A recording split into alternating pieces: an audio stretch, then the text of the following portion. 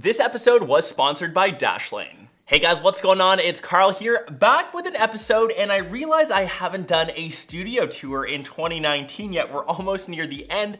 I wanted to make this video for kind of two reasons. The first, to of course show off the new upgrades, and second, to show you guys you can build a studio in a bedroom, whether that's a YouTube studio, you're into photography. I've converted my main living space into something where I make these YouTube videos, and I want to share the process behind that and all of the gear that I've kind of accumulated over the years of making videos. Let's go through all of that, and we'll go through all of the gear that it takes. And I guess step number one is the wall that you see behind me, which is all about the audio paneling. This is sound insulating foam, and the biggest challenge for anyone recording any sort of video is the audio echo, and you get that a ton in rooms. I wish I had more space, but it's my only sound foam wall that I've got here. From the wall area, we get into very tight quarters where the camera lives. I've got the Sony a7R III in a small rig cage, and from there I can have different accessories like this small HD monitor that helps me see when I'm actually on camera. We've got a Manfrotto 502 video head. I typically don't touch this setup, it kind of just lives here, and I think this is one of the main reasons for me upgrading. I'm kind of just running out of space. Let's move on though to, I guess, the next thing, which is of course the lights. This first guy is the flapjack from Photo Deox, and it's actually perfect for a place like this. You can see how thin the profile is compared to, say, my Aperture 120D. It's got the Light Dome Mark II on it. It does produce softer light, but you can just see how massive and how much space it takes up. So you really have to pick and choose what your preferences are, so I've just gone for one of each. These guys are sitting on some industrial light stands. I got that from Amazon Basics. To the next important component, which is audio. So all of the A-roll that you hear on the channel when I'm not in this kind of vlogging rig is coming through this guy. It's a Sennheiser 416 microphone, and it's just held together by, once again, Amazon Basics is the way to go. My mic plugs into this Zoom H4n audio recorder, and that will save all of my audio files on an SD card. I just need to sync that up later in post. To the overhead rig, which is one of my favorite pieces, and it's one of the best DIYs that I've done. It's essentially two pieces, or I guess three pieces of metal soldered together with a 1/4-inch connector, and up top we've got a Benro fluid head. That gives me all of my silky smooth B-roll over the head rig shots.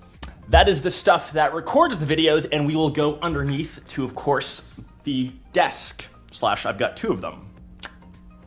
These two guys here are identical. They're from Rove Concepts, and when I was looking to upgrade my IKEA desk, it started to squeak after a couple of years. I wanted something a bit sturdier. I'll leave these linked down below. I think they're overkill. They're meant as actual living or kitchen desks. Like I said, desk setups that live here, I kind of rotate through whatever I'm reviewing.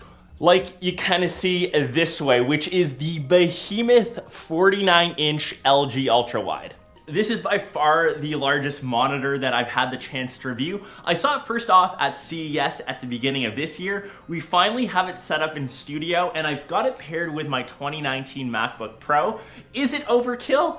Absolutely, but that kind of fuels everyone's tech nerdiness or tech rage. And you can imagine being in the social space, all of the different sites that I check out every single day. Having to remember every single password is just one of those things that I don't have time for. Thankfully, using Dashlane, it keeps them consolidated into one secure place. One of my guilty habits is that I use the same password for multiple accounts. Or even worse, write them down and leave them laying around in my studio. And on top of everything else, Dashlane also includes a VPN, so I'll leave a link down below where you can check out Dashlane Premium for 30 days, or there's a code which can save you 10% off, helping you store your passwords onto the rest of the desk setup. So like I mentioned, we've got the 49-inch ultra wide purely for aesthetics. When I've got random monitors set up, I've got the Yamaha HS7s. They complete that white theme that I've got going for the studio. I do have the latest Logitech MX Master 3 mouse. The ergonomics of this guy are just next level, and they finally have USB-C to charge it.